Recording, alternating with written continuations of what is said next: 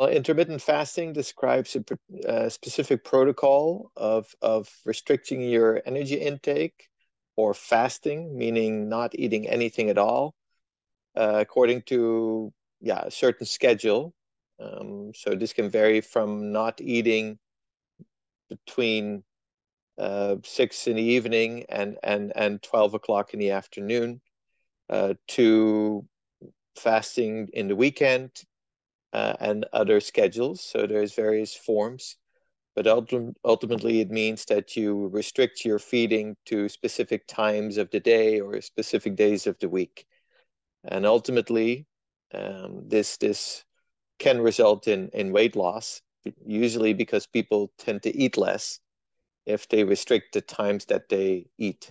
The study that we published is giving an overview of what's happening in the body during fasting.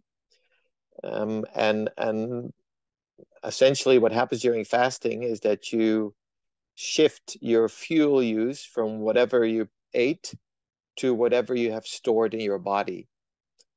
So if there's no more food coming in through your intestines and from your diet, you have to rely on your internal energy stores. And most of the energy in the body is stored as fat. There is some energy stored as carbohydrate, but that's not a whole lot. And most of the energy is stored as fat. And many of us have a lot of fat, and that allows us to sustain periods of fasting for even a month or longer. Um, Now, what happens in particular during fasting is that the fat tissue is broken down, and that the fat that is released from the adipose tissue, from the fat tissue, is taken to the liver, and the liver uses it, uh, for example, to make special molecules that we call ketones. And this is a special type of fuel that the brain uses to replace the carbohydrates, the glucose that it normally uses.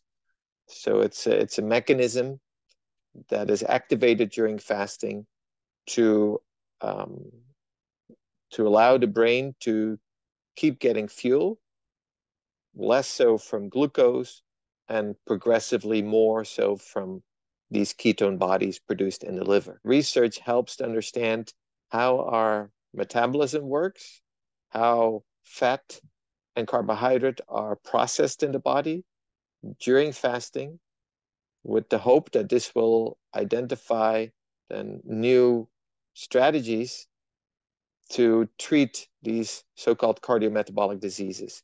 So it may lead to new dietary strategies, but it may also lead to new drugs that can be used by patients to improve their condition.